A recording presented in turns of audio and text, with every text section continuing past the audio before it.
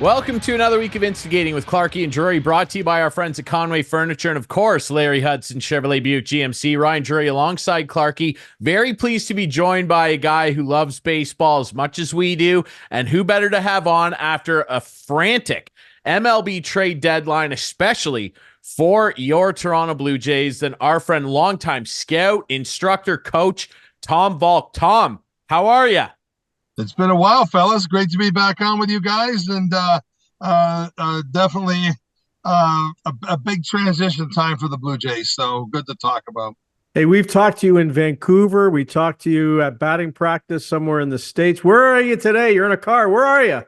I'm in Thunder Bay at Port Arthur Stadium. The 2024 World Cup of Women's Baseball is going on here. Canada was, well, we qualified because we're the host, but we would have qualified anyway. We're certainly in the top handful of teams, and but Japan and the USA are once again going to be battling for gold, as you would expect. Although Canada did take Japan into extra innings and made a really, Japan has won 38 games in a row. No one has won the World Cup besides Japan. And after the USA won it in 2006. So Japan is just a dominant fundamentalist team that they're a pleasure to watch, and oddly to say they're a pleasure to lose to, because they're very classy about the way they handle themselves. Yeah, absolutely. Japanese teams have always been kind of well respected for the way they conduct themselves, and we'll see if they can make it another gold in a row. It's incredible. And obviously, we'd be remiss if we didn't mention that, of course, your daughter is on Team Canada, Tom. Mia is, it's hard to believe how fast life goes, but she made Team Canada for the first time 8 years ago when she was 16. And it seems like yesterday, and because the team is normally comprised of 25 to 35-year-olds. Mia is now 24, and there are two 25-year-olds and her who are the oldest members of the team and the longest service with the team. So definitely a time of transition for them as well. Is she still playing softball as well? She is, but Softball Canada is not thrilled with her passion for baseball. And right. It's the opposite from Baseball Canada. In those odd World Cup years when the softball is, Baseball Canada has not only allowed Mia to play, they've encouraged her to not play baseball that summer. They said, we don't want you to go to the World Cup and have a subpar performance and blame it on playing baseball. So we know where you live. We'll be with you next year, which is just super. And but softball seems to have a bit of a, and I mean like locally, regionally, provincially, nationally, and internationally, softball people seem to have a hard-on for baseball that I've never really understood. And, you know, when Jackie Joseph, the head coach of Michigan State, offered me an excellent scholarship offer, there was about 200 kids there that day, and Mia was the only Canadian, and she called Mia Canada, but she told the other girls, take a lesson from her and all you other kids watching. She played boys baseball up until now. That's why she's so good at softball. So if the head coach of Michigan State softball thinks it's a good idea to play baseball, it's hard for me to swallow that someone here would know different or better. Yeah. Yeah. Yeah, it seems strange for sure. And, you know, speaking of knowing different and knowing better, that seems to have been Ross Atkins' MO for the time that he's been running the Blue Jays as we transition to that. However, some people's opinions of him have, in the very least, softened, and some people have even swung the full way around and are supportive of him coming back next year to continue running this ball club after the trade deadline. Tom, what is your thoughts on what Ross did and how the Jays performed in the front office for a very busy deadline for the team? Yeah, and it's kind of like the commissioner of baseball. You know, you can't deny that. Like, I'm not a fan of Rob Manfred whatsoever, and but he'll go down for putting the clock into baseball, and that was not an easy thing, and there's no taking that away from him. But there's 100 other things that bother me immensely about his policies, and I'm the same way with, you know, I call him Frick and Frack, but Atkins and Shapiro in Toronto. I mean, there's no denying that Atkins has done a very reasonable job with the starting pitching. When he signed Ryu, even, I know it hasn't panned out, but I never hindsight. And at the time, I thought that was a great get. When he got George Springer, I couldn't believe it. I thought Springer was just using us to get more money out of, some other organization, and we landed them here. So, I mean, they've had their moments for sure, but and Shapiro, of course, the job he did with not retooling players, but the whole minor league complex in Dunedin, and what he's done with the Rogers Center, again, I tip my cap.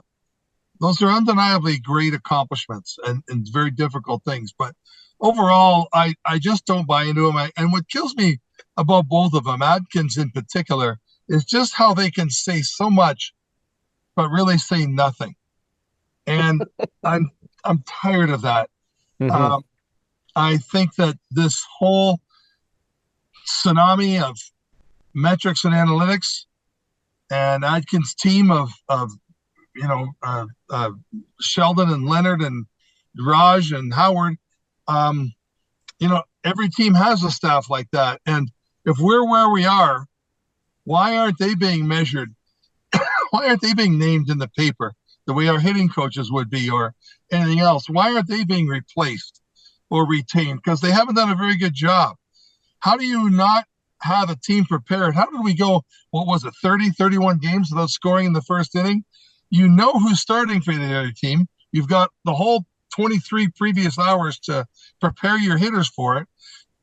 I don't get those things. And Adkins would be responsible for that and their influence. And I guess lastly, is the coaching. I would love to live next to John Schneider. I think he seems like a super guy. I love his story. He's been a Blue Jay forever, drafted, played in the minor leagues, coached in the minor leagues, won. I'm going to have to take a drink of water a couple times, sorry. Won a couple championships in the minor leagues. It's a great story for him to step into the Blue Jays as an assistant coach. But here was Montoya, who was also a wrong choice. 46-42 in a playoff spot if the season ended at that moment, and he was replaced. And Schneider was, at that same number of games, Schneider was 6 games under 500.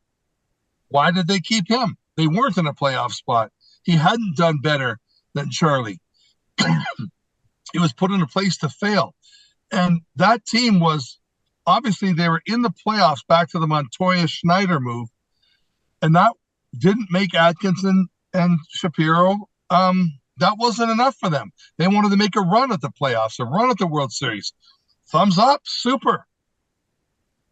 Then why'd you hire a coach that's never coached in the major leagues before when people like Rob Thompson were available, like Buck Showalter was available, like John Madden was available at those times? Even if you take one of those guys for the rest of the season and see what happens, because you were in the playoffs. I can't really get over that colossal blunder. And so I with these acquisitions and trades here lately, they don't seem that bad to me. I think it was time to do it, to say the least. But what do you guys think? What's your favorite transaction of the 1 through the 8 players have left the Blue Jays? What's your favorite, you guys? Well, I mean, all I'm hearing is how well they did on the Yusei Kikuchi deal. My thing, though, is this wasn't a fun deadline. Like, I would have much rather been, as obviously, on the team giving up the prospects to get better and to win. But this team was nowhere near the position to do that. So it always sucks in my mind to get prospects for good players. I mean, you probably remember the Sil Campusano, who was the be-all and end-all in prospects. And this guy's going to be the best player ever. I don't even know if he played a game in the majors, so you never know. And the Jays don't exactly have a great track record either of developing players in the minor leagues and bringing them along. So these youngsters that they got, who knows how good they're going to be at the end of the day. I know we talked to, I can't remember who it was. I think it was Aaron Krolnick about these guys, Shapiro and Atkins, and he just said baseball just doesn't fire general managers in the middle of the season. I don't know. I think I would have. If you're going to retool this team, I think I would have brought a new general manager in to do it, because if Atkins comes back, I'm going to be floored. What they're doing, though, is that they're trying, and Ross Atkins did it again at his media availability after the deadline. They're still trying to sell that they're going to compete in 2025. And I don't know why. I'll tell you why. They're trying to sell season tickets. They want to sell season tickets for the nicely renovated Rogers and great. Now, we can dig into the specifics of how they can maybe go about doing that in a moment, but to answer your question, Tom, the Kikuchi thing, as soon as I saw that come down, I thought, wow, they got Jake Bloss, a pretty decent-looking pitching prospect who has major league experience already and has pitched innings for the Astros this year and pitched pretty well. But then when I heard that they got Joey Loperfido as well as Will Wagner, you start kind of going, wow, okay, they pulled 3 prospects for this guy. I don't know how much it factored in that Kikuchi was a lefty that can give you some length. But as soon as I saw the reaction on Twitter, which is a dangerous thing to put any stock into, the fans in Houston were furious. People down there were losing their mind. But then when I see people like Keith Law coming out and saying that the Jays did extremely well and fleeced the Astros, no way they should have got Loperfido and Bloss, you sit there, and that's something to get a little excited about, I guess. But I'm with you, Clarkey. It's just been such a soul-crushing season. And Tom, to swing it back your way, I don't know how can they realistically sell this to me? How can they compete next year? I don't know. And I really wondered. It seemed like they're just not prepared to even consider setting Vladdy anywhere. And Bo Bichette, I mean, it wasn't like the guy led the league in hits the last 2 years. This has been such a surprise, and the injuries, you both commented on the Kikuchi trade, and I think I like it extra much because 3 months from now, he's on the market as a free agent, and he seemed to really like Toronto. And how can you not like him? And he has found himself back. He's the guy plus some that the Jays originally retained. I mentioned Ryu before, and I forgot to say that he didn't pan out because of injuries and things like that. But at the time they got him, it was a big move, and $80 million on a left-handed pitcher that should have resulted better. But that's not Atkins' fault that he got injured. And Kikuchi, they worked him through. I think Pete Walker really is an outstanding pitching instructor. He's got a great record. Can you imagine being a Blue Jays pitcher? How many times for 2 years now can you go out there, throw 7 innings, give up 2, and not get a W out of it? Like, it's been like Groundhog Day, this team, for 2 years. It seems like 10 years. Every night the starter goes 6 or 7, gives up 0, 1, or 2, and we're 8 or 10 games under 500. My God, it is so frustrating for those pitchers. Maybe that would keep Kikuchi away, but for Atkins to get those 3 guys and still have a shot at Kikuchi for next year, because we don't have a shot this year. There's no reason for us to think, had they not done this, they were going to find a 10-game win streak in them. They've proven it too many times over the last year and a half that this collection doesn't have that in them. And so that was swift. I think also it's always better to trade a guy too early than too late. I still can't believe they let go the catcher to Houston, Marino. Oh yeah, to Arizona. Yeah. It was ridiculous. And also. The catcher we traded, Danny Jansen. Yeah. I've got this family walking by. Sorry, it's so good. Jansen they are trading him at probably as peak a time. I know he's not doing super with the bat right now, but Jansen is a good hitter. And what the Green Monster and Danny Jansen, what a combination. I could easily see Boston wanting him. So, and arguably we might have, lost him at the best time, but I really worry about Kirk. Kirk is not an everyday catcher. He will never be an everyday catcher. He's hitting hurt well right now, but I'm not sure what their pension is for him. Good for him to see a guy with a body like me playing in the major leagues, but it's just not ideal. It's not your future. And the other one of the 8 that they gave, I thought Turner lately has been hitting. I think Turner's, 39? So again, kind of they let him go at a time when he's playing well. I didn't feel that way about those guys a month or so ago. Pearson, I think Pearson just, I wish him the best. I think getting into an organization is just the very best thing mentally that can happen to that guy, because he's got 100 here, but it was time to do something with him, because he just doesn't seem to be able to get in those. Okay, finally he's here in the 8th or 9th, and then he's missing high. His curveball's not succeeding, and everything else. Maybe he will explode somewhere else. So I think the guys that they unloaded weren't the worst guys. IKF was that guy could come back and be an all-star someday. And he was fairly steady for the Blue Jays. Richards, he's got that magic splitty or sinker, whatever it is that he throws. And but he doesn't have the fastball ultimately to set that up to be magic for him. So, so I don't think it was a bad trade deadline for the Jays. Are they going to contend next year? Not with this bunch.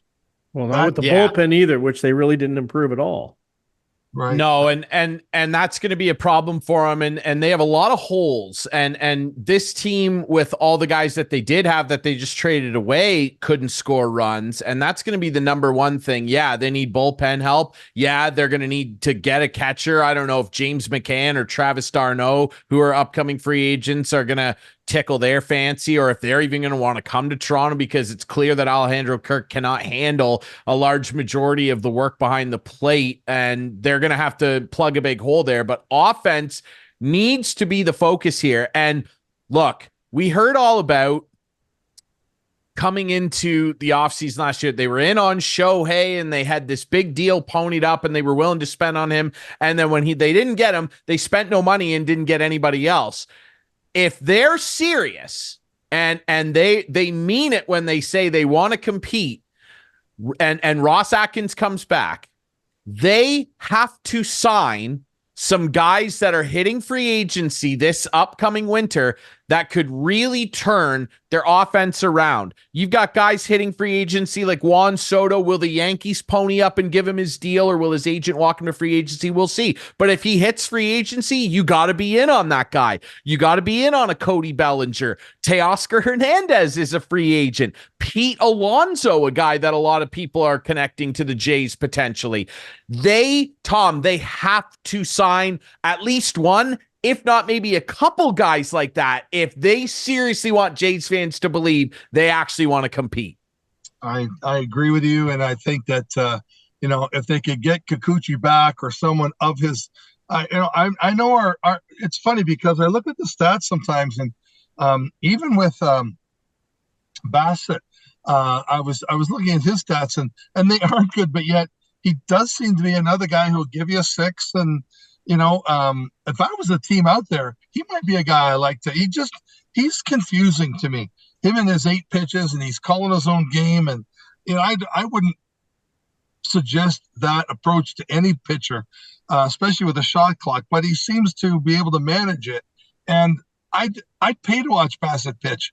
I like his competitiveness. He's quirky as hell, but he's a different guy to face if I'm a hitter. I guess that's what I'm getting at. So, yeah, couple of big bats in the middle of the lineup, and a pitcher of the Kikuchi stature. You got Gosman. Gosman is a great pitcher. I know he's not past anything. He'll be good, and and then we just need one more. Maybe the guy the lefty they got with the good arm, or you never know about um, the young guy that's come and gone. Yeah, Ricky Tiedemann. Yeah, and well, now he's got Tommy John. Right. No, Tiedemann is Tommy John. I'm talking about Alek Manoah. Alek Manoah. Like, yeah. We forget about Where him. Is Tom. he? We forget about him. Yeah. Well, he's making himself forgettable after being so memorable. I mean, he was third in the Cy Young that first year he came up, and I still think he can do it. I really do. He can. I mean, he showed this year that he was turning it around before he got hurt. So yeah, he got hurt. Yeah, it's tough, and the pitching market too. Like Kikuchi will be out there, but you look at Blake Snell will be a free agent. I don't think anybody's going to convince themselves that a guy like Max Scherzer is going to come up here, but he's. But you're right, agent. Ryan. Garrett Cole's a free agent. Like if this team says if they are going to do what they say they're going to do, they have to spend money. They have to spend money. You cannot tell me that they're going to bring up a bunch of these kids. No. And some of the kids they brought up this year, like Spencer Horwitz has looked pretty good at times. Sometimes he looks like he needs to go back to AAA. Addison Barger has ups and downs. Like there have been some okay stories, but not guys that are going to help them actually win 90 games and get into a wild card spot in the very least. I still go back. Atkins shouldn't be the guy doing it. Well, I don't know. I think we might have to prepare ourselves for him returning. Delvin Keith coming back one more year. Yeah. If they just let him do what he just did, that's saying that he's going to stick around. And, I don't know ever that Cleveland 2.0, why that was a goal. The Blue Jays have won 2 World Series more recently than Cleveland has won 1 World Series.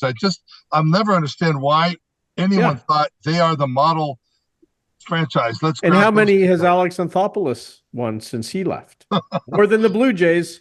He's in the playoffs every year. And he was a Blue Jay. And signed really good deals. And Rogers didn't want anything to do with Beeston. Like Atlanta, they're having a really disappointing year this year, and they're injury riddled. But man, you look at like the future, they're going to be competitive for another at least 3 or 4 years. Spencer Strider will come back. They got Matt Olson at very good money. Ronald Acuna Jr. signed one of the worst deals in player history. They got him to sign for 10 years, $100 million. It's outrageous what they got him to sign for. Austin Riley, they killed on the Dansby Swanson trade. They got Sean Murphy. Like that team is so well set up. When you look at their roster on opening day, I put money on them to win the World Series. It's not going to happen, but man, like Anthopoulos done an incredible job down in the Peachtree State, and it begs the question of what the goal is here. And Tom, I think that's really the issue for Jays fans and why everyone's so frustrated. The mixed messaging. We want to compete, but we're going to trade away all the guys that are currently on the roster. Okay, good. We've got a bunch of prospects now for our brutal farm system, but now we're not going to further invest in that next year. We're going to turn around and try and be competitive again. The mixed messaging is really frustrating. It sure is, and it's funny because I've been actually working down in Georgia for the past 5 months. And I decided when I went down there, the Blue Jays, when I talk and I hear myself talking now, and it's a lot of negatives, but they're negatives because I love the Blue Jays so much.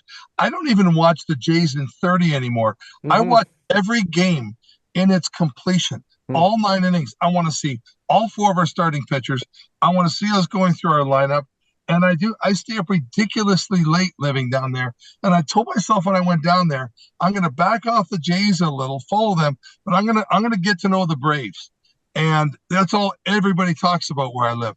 And I still haven't got to it yet. I hardly know the Braves. And Alex is there.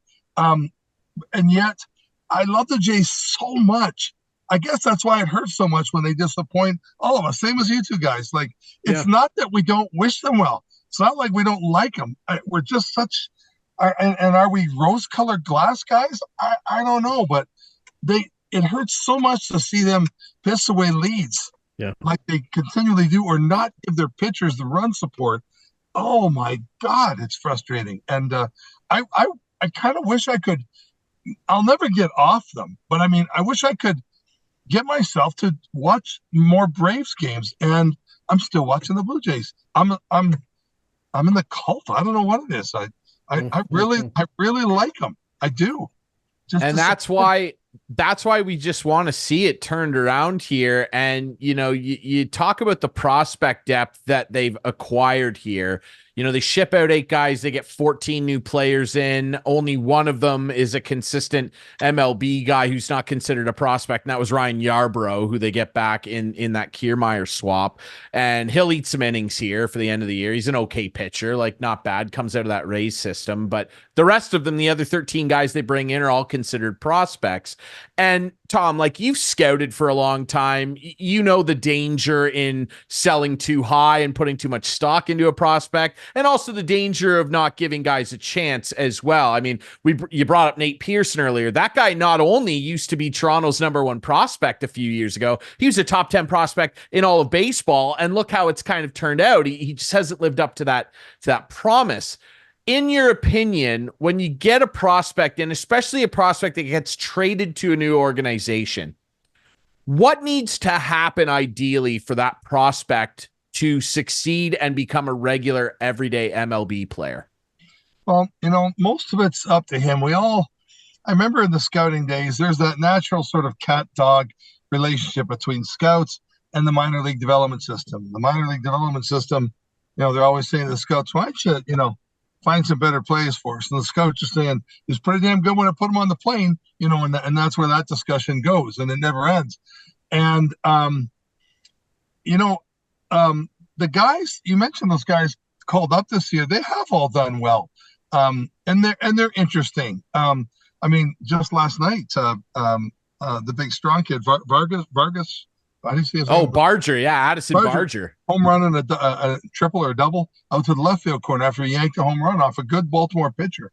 So, and I mean, how can you not like Mustache and how, and I too, I like Davis Schneider. Yeah. I like the guys that they brought up, and I know we got a third baseman amongst this trade group, but I'm not thinking that Clemente, our third baseman. I'm so forgetful right now. Is it Horowitz that they're playing over there right now? Horowitz is at second, but I want to say Clement, but it's not Clement. It's I think it might be Ernie Clement that they're playing over there. Ernie, right yeah, now. Sorry, it is Ernie. Yeah. Over at third, like I'm not done considering him yet. So yeah, like the guys coming, the prospects should come in really exciting because there's some proven.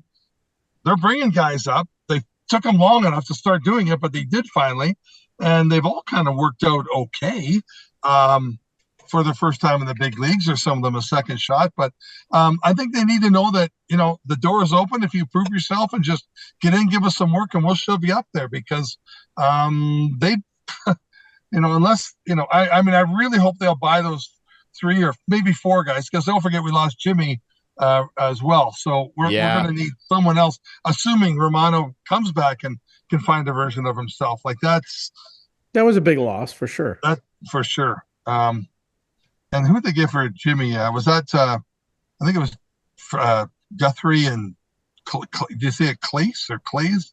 Clase, yeah. Yep. Who apparently is a good prospect. We'll see. So yeah, I mean, if I'm a minor leaguer getting put into the Jays right now, I mean, you can always think 2 ways. Do I want to get on a playoff contender? Well, that'd be fun. How do I make the team, though? Because they're playoff contenders. Or do I want to get into a team that's turning itself over? I mean, hopefully they'll put in the work. It's funny, guys in the minor leagues. I almost felt like kind of a innocence loss when I had this theory that I always thought, like, if I wish I had a cup of could put a pint of Stubby Clap's blood in a bunch of guys I've seen. So that, because God gave them the talent, but God gave Stubby the drive, and that's the way the cards are dealt most of the time. And but But when I became the GM of the Calgary Cannons, I had a bet from another scout, on a guy that I projected to go much further than the other scout did. His name's Jim Walton. He's the best scout probably in baseball history. I think most people would agree with that. And it wasn't that I thought I knew more than Jim. I was just tired of him roasting my butt, and he would question me. And I'd say, okay, Jim, the shortstop's not the best prospect. The right fielder is. And then after he asked me why 75 times to get to that point, and I just thought, and he said, you got no convictions, boy. And I remember this day, we were watching a guy named Trey Beeman, Clifford Trey Beeman. He went by Trey, but his birth certificate was Cliff. And we were at the same park in Texas.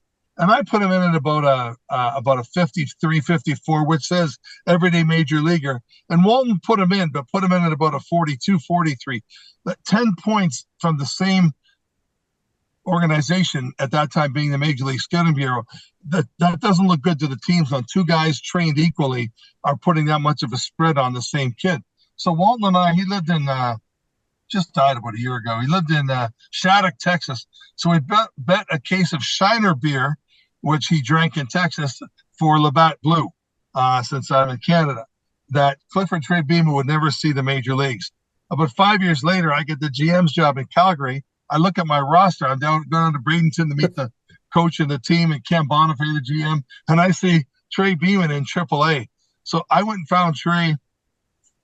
He, of course, wouldn't remember me. I did meet with him after I saw him play, but why would he remember me? And I said, hey, anything you want, my friend. You want me to turn the lights on in the ballpark in Calgary at midnight, practice going to the wall to catch fly balls? You want extra BP? I will do anything to see you get to the big leagues.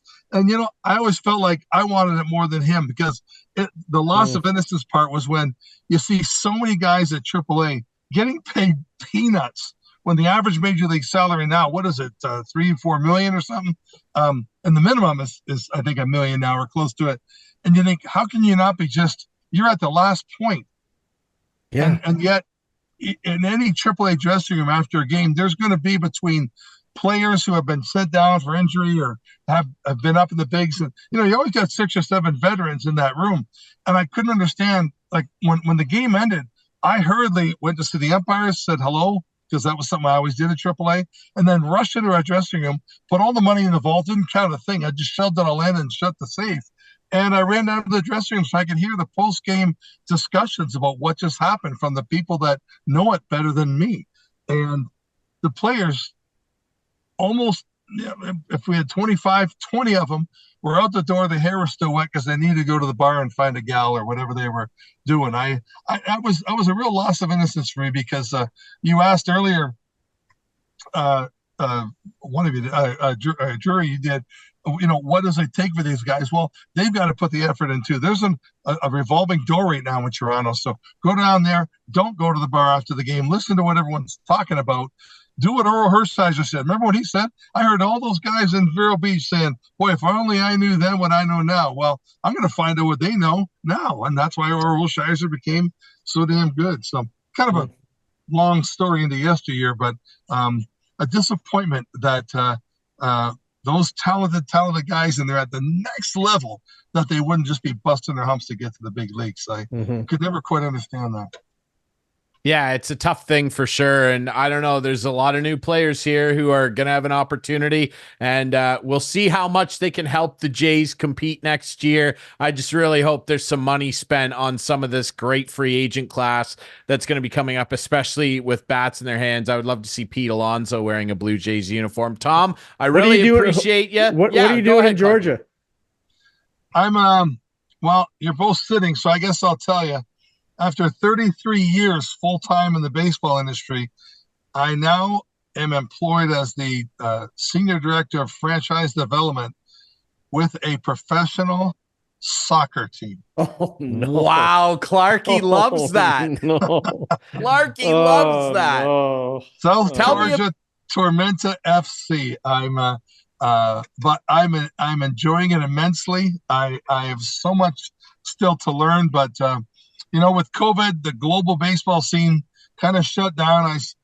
became a supply teacher for about 3 years, and I love teaching. I love coaching more, but the baseball jobs are few and far between. And Can't you we've all just got call egos. Alex and just say, just give me a half hour one day and he'll hire you? You know, I am in Georgia, and I actually Yeah. have in touch with him, but he's so great. And you know, we mentioned his name earlier, and someone said Beeston. Yeah, I But if did. you were Alex Anthopoulos, Yeah. on top of the world, just named Executive of the Year, earned your stripes as a Blue Jay, made a few mistakes, but not many, and brought him back to the playoffs and galvanized the country and got kids following the Blue Jays in school and wearing Blue Jay shirts again. All Alex, a Canadian, bilingual, like the guy we all wanted. But when he saw the way the Blue Jays ousted Beeston, the most respected, revered Yep. Blue Jay of all time, Alex couldn't wait to get out that. He couldn't get out the door fast enough. Because if that's the way you're going to treat Paul Beeston, that's what's ahead for me. We'll see ya. Yep. Good Yeah. old Rogers. Yeah. It's a shame. It's a shame for sure, but I don't know. Hopefully next year, maybe it'll bring brighter days and brighter bats for the Blue Jays. Tom, thank you so much for your time, my friend. Good luck to Mia, obviously, and thanks so much for doing this from up in beautiful Thunder Bay, my friend. It is. And let's keep rooting for him. I mean, I can tell the three of us aren't giving up on him. We just want the best. That's all. We Yep. just want the best, and it's there. And they do have the money. I learn that every month when I pay my Rogers Ignite bill. Believe me. Keep the bug Tom? spray handy out there. Tom Valcke, you heard it here first, Pete Alonso. He is funding the Polar Bears trip to Toronto next spring. Come on. Let's go. Tom, thanks for doing this, brother. Great to see you guys. See you, Clarkey. See you, Drury. Thanks. All right, we'll take a quick break. When Clarkey and I come back, more from the MLB trade deadline, and we got to talk a little bit about what the Yankees did in particular, because they really stacked up. We'll talk about that next, and of course, the couch potato coming up here on Instigating.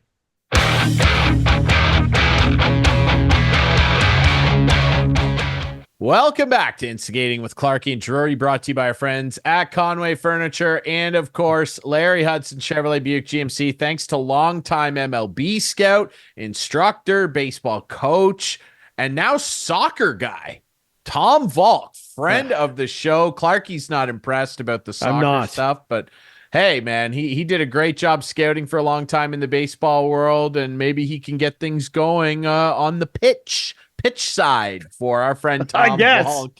I guess. And you know who always has stuff going? Yeah. Larry Hudson Chevrolet Buick GMC. Clarkey, tell us about it, because there's always something going on where the deals. What are you doing hot. this weekend there, Ryan? Are you going away? No, I'm not doing anything for the long so weekend. You're in town. I'm around. You know what I'm doing on the long weekend? What are you Monday doing, in buddy? particular? Yes. I'm working.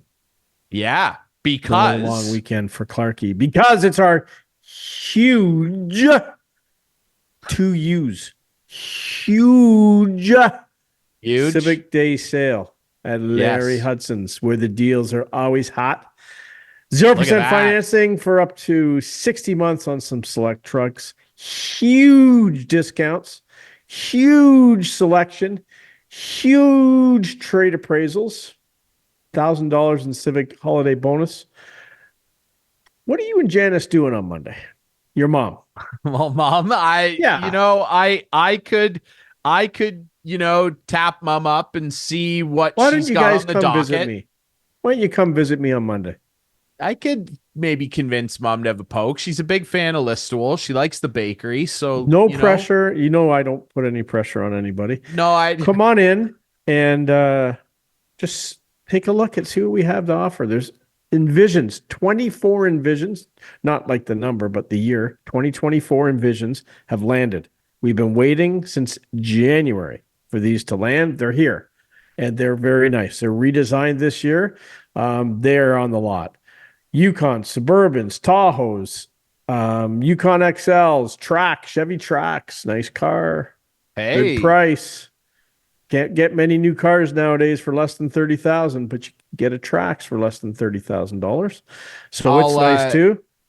I'll say this. Yeah. Mom, there's a good chance that my mom might have had a hand in the construction of some of the vehicles, if not many of the vehicles on your lot. based on the fact that she's an auto worker. So, is there a discount for that, Clarkey? Like, I'm trying to wheel a deal here. For sure there is. Where does she? We'll get into this off the air. We'll figure it out. Yeah, I don't want to tell everybody. But I hope I see you on Monday, and I hope I see a lot of you out there as well. Come on in, absolutely. Ask for Clarkey, unless you have a rep, then ask for your rep. But ask 1,000 Wallace Avenue. 1,000 Wallace Avenue here in Listowel, Larry Hudson Chevrolet Buick GMC. It's going to be a massive blowout. Ask for me if you like. Captain Kirk was in again today, and Captain ask Kirk. For Clarkey. I've been talking about Captain Kirk on the air for how long? And I see him talking to another rep. Like, what do you like? Anyway, it's okay. It's okay. I'm over it. Okay. You didn't take it personally, and that's why you're a stand-up maybe guy. I did.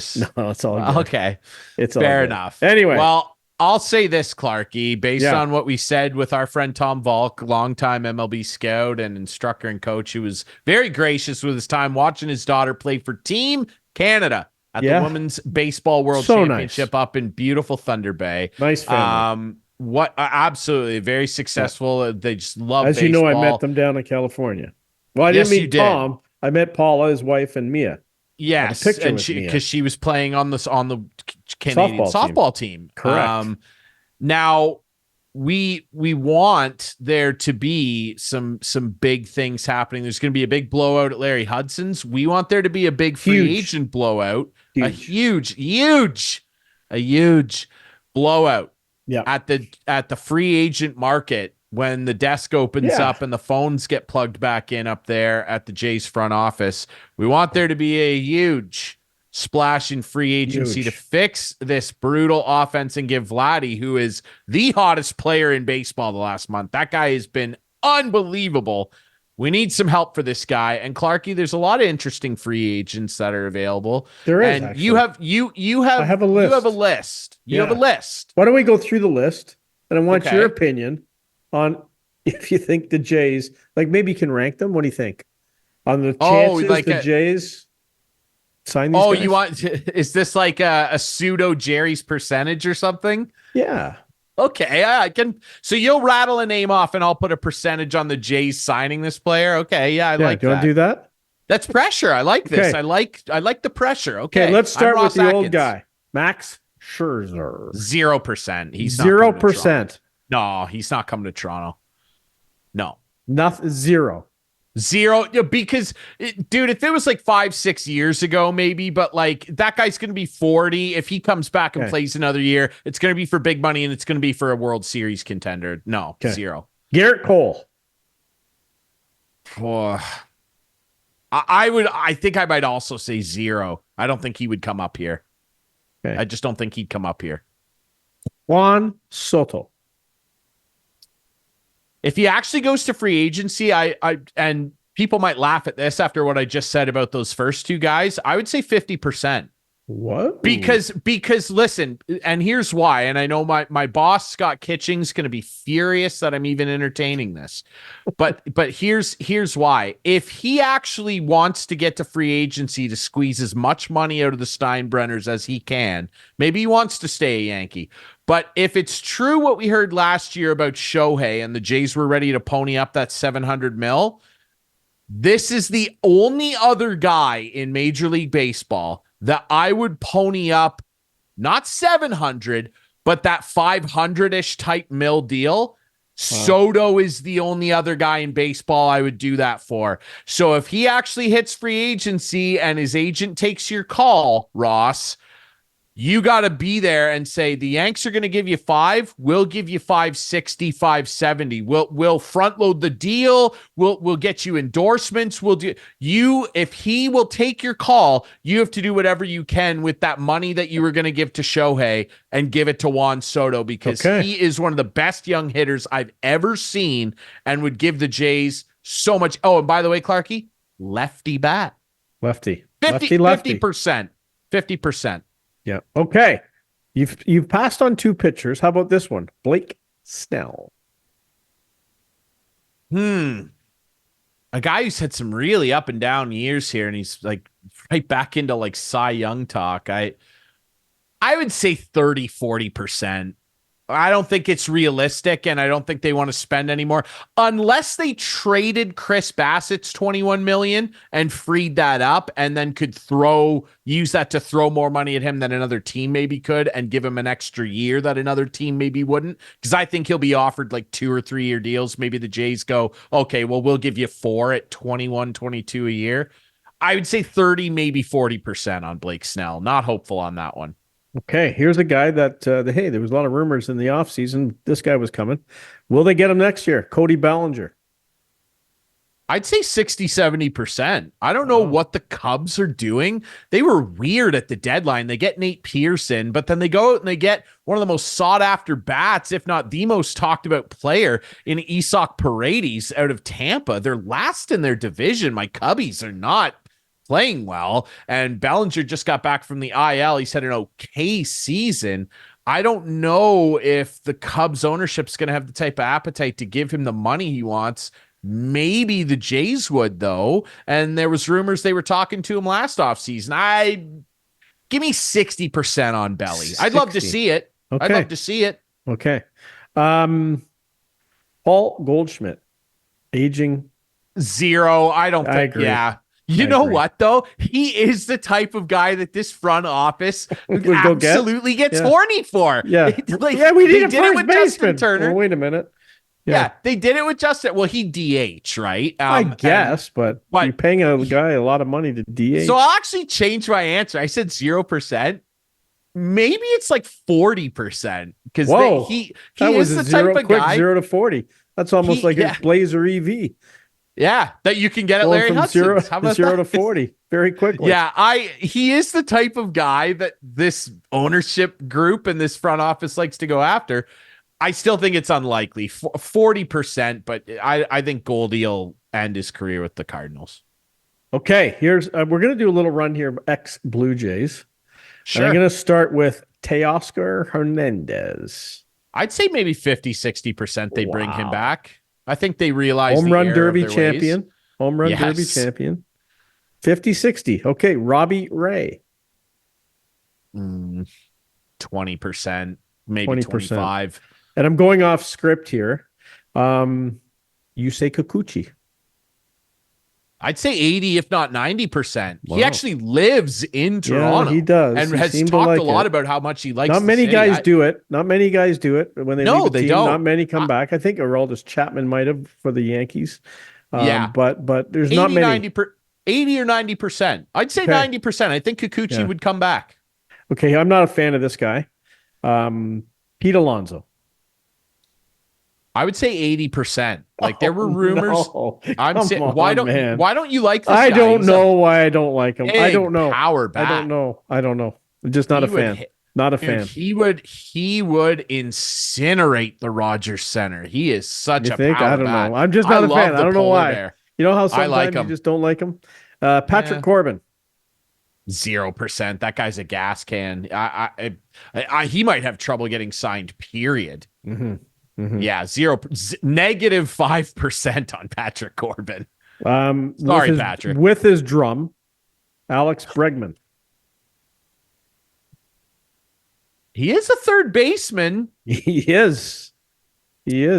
I actually think that the Jays would be interested in him in terms of the likelihood he'd come up here. His old buddy George maybe in his ear. Mm-hmm. Give me 50% on that one. 50. Give me 50%. Okay. Maybe a light 55. Charlie Morton. 10%. Yeah, I don't think Charlie Morton would come up here. Rizzo. Oh, Anthony Rizzo, a Cubby great. Oft injured, just can't. He doesn't have that bat anymore. 0%.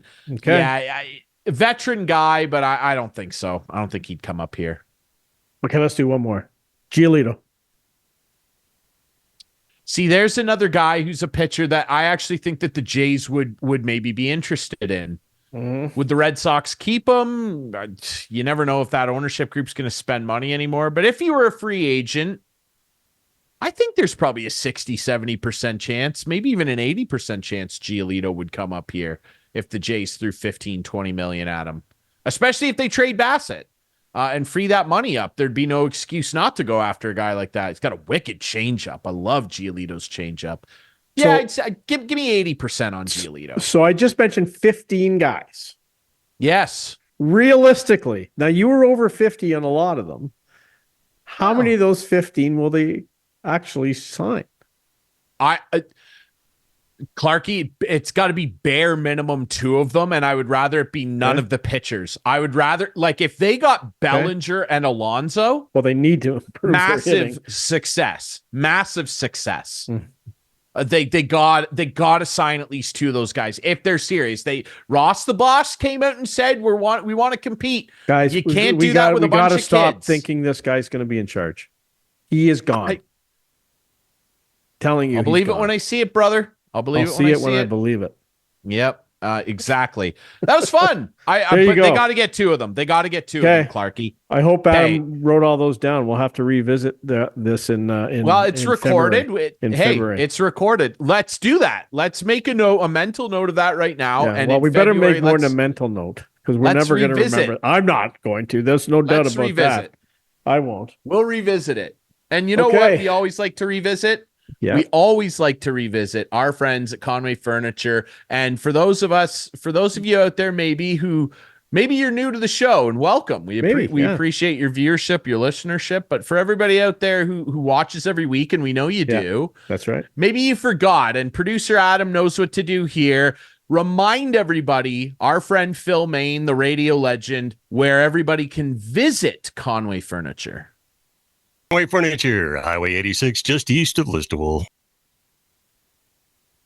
There it is. Yes, sir. And look, Highway 86, east end of Listowel. You go in there, and the best part about our friends over at Conway Furniture, they want you to join the couch potato movement, okay? And Adam's to do that. Adam's ready all the time with this. Guys, stuff. He's so good. Listen, we don't need to dig into how good producer Adam is. But listen, they want you to go in there and be a couch potato with us. And in order to facilitate that, all the prices you see in there include HST and delivery, ladies and gentlemen. That's right. They'll bring it right to you. Flooring too. Flooring, lamps, different accessories to spice up your home around your new couch so you can be a couch potato. Recliners. Hello. Still celebrating 55 years? 55 years. You see Guess it on how the long logo ago I every got week. that glass? 55 years ago? No, I'm just 5 years ago. 50. Yeah, unbelievable. That was their 50th. Staple in the region here, and there's a big reason why. It's because Conway Furniture, they deliver for you, baby. HST and delivery included in the price you see on the stuff in there. Go see them. All right, Clarkey, couch potato. I always yield to you, and I'll do it again here. I'm fired up about this one this week, though. But I'm going to let you go ahead. So what do you have on deck for us here? Your Conway Furniture couch potato. I was thinking of naming Captain Kirk a couch potato. Not for just what I mentioned before, but today he brought in, and no, this is very nice. He brought in some cinnamon rolls. Now, however, after my speech last week about feeling a little old and going to the seniors day at Shoppers Drug Mart and everything, I've cut back on the sweets, and I'm doing really well. I'm really doing well. And they sat on my desk for about 5 minutes. There was about 5 of them in there. He said his daughter runs a bakery, and I didn't have one. I thanked him, but I didn't have one. And that was hard. That was very hard to do. Yeah, but it's not very anti. That's very anti couch potato. I like. You're right. You showed some real restraint. You're right. God bless you, brother. I'm laughing because my couch potato. Okay, Adam, just roll the viz. Don't roll any audio, but just roll the viz because this happened in the past couple of weeks. But Cal Quantrill to the ultimate couch potato, Reese McGuire. Got in a little heated argument, and I'm not going to mention what he said. But Reese McGuire, back when he played for the Jays, now it wasn't a couch he was sitting on, it was his car. But like, just go and research it. But it was a little fun back and forth. Not fun for them, I guess. He pops up. It's a nothing game. It's an 8-2 game, as you can see. He pops up, and then Quantrill gives it the I got him. And Quantrill or Reese then yells out at him, and there's a little trading. You can read his lips. Exactly. You can read his lips. And then he referred to the car, and not the couch, but the car, when he was with the Blue Jays. Just research it if you don't know. I just thought it was kind of a funny moment. And Cal Quantrill, like, is he Canadian or? I believe Cal Quantrill is Canadian. Let me Paul Google that really quick. Paul, who his dad played for the Jays. Producer Adam, right on top. There you go. He is So Canadian. Ontario. There you go. So there it is. Good Canadian boy getting in a good Canadian It was fun because scuffle. the bench is emptied, of course. The bullpen's emptied. And they showed Cal, and Cal's calm as a cucumber, just sitting on the bench watching it all. Anyway, good old Reese McGuire. I don't know if that'll ever leave him, what he did. Yeah, you can look it up, and we had fun with it at the time too. Back in the day, it was quite a thing. In fact, Tom might have referred to it when he was talking earlier. Yeah, so not directly. No, not directly. I know what you mean. Yeah, little inside joke here at this point. Well, it's not inside if you listen to the show. Anyway, there you go. So Paul Quantrill or Cal Quantrill and Reese McGuire. More Reese McGuire. More Reese, yes. Yeah, he's my couch potato. Car seats recline too, brother. Boy. All right. I just want to say quickly, this is so inappropriate. I just want to say here, my couch potato. Look, I you know this, Clarkey, and we had friends obviously in the sports gambling world on this show at one point, and we, I like to throw a little cash down every now and again and bet on some ball. I won some money last week. Like it's fun. But I would describe myself as a casual gambler. I don't like to spend a lot of money on it. It's not a good thing to do, but toss a little $10 down here and there, make a little parlay. It's fun. I enjoy it. Mm-hmm. I never once sit there and feel scorned by the athletes or anything. And hey, again, this is coming from a guy that doesn't lay down $2,500 on an over/under strikeouts bet or something, right? But even then, like, look, it's your money. You're spending it, right? This guy, producer Adam, put this up. John Boy shared this. John Boy Media. They got a great baseball show, Talking Baseball. This exchange on Instagram. Now you can see here, this is Brent Rooker, who is the all-star of the Oakland Athletics. And I'll read you what this says. If you do this to athletes, you are such a loser. This is so lame. A guy sends Brent Rooker a DM, a direct message for Clarkey and you older folks out there, a direct message on Instagram, and it says, "You screwed me over yesterday. I was one leg away from $21,000. Obviously, this guy had a parlay on hits, and you could only hit singles. This guy's taking a run at Brent Rooker because all he needed was Brent Rooker to hit a double at least, and he would have won 21 grand. Mm-hmm. And Brent Rooker's response below in gray there is, "My brother, I cannot even begin to express how much I do not care." And that's the correct response. So my couch potato really is twofold here. Take a seat and recline back and revel in your return fire, Brent Rooker, who is arguably the lone bright spot on the A's this year. He's turned into a fantastic ball player. He's fantastic. I love Brent Rooker. And the other guy, the guy that DM'd him, if you do that, you're a loser. You are such a come loser. On, who cares?